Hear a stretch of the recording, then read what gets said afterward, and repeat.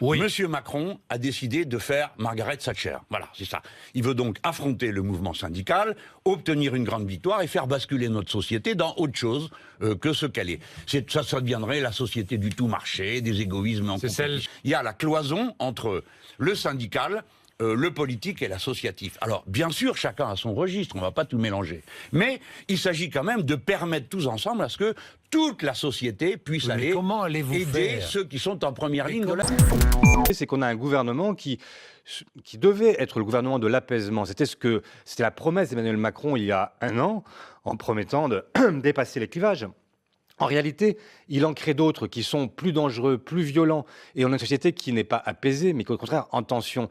Et effectivement, ce gouvernement a fait un choix, une stratégie qui est celle de la tension permanente. Le dispositif, si vous voulez, était déjà adapté par rapport à ce qui se faisait par les années passées. Le dispositif de prise en main des Black Blocs a été effectivement adapté. Ça veut dire que nous allons nous adapter.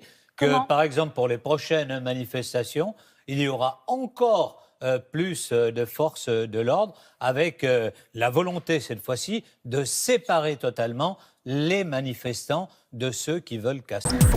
Il est probable, il est possible que ces groupuscules soient aussi infiltrés, parce que qui a intérêt à dénaturer les revendications sociales du mouvement populaire, qui a intérêt à effrayer les manifestants potentiels, si ce n'est ceux qui s'opposent aujourd'hui à ces mouvements, et essentiellement ce que je vous dis, c'est que les infiltrations de ces groupuscules sont monnaie courante.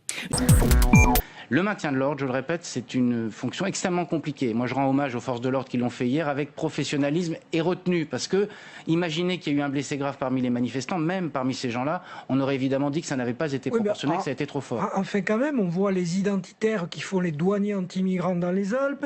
On voit des bad blocs encagoulés qui font démonstration de force dans Paris. Ce matin. Oui, mais...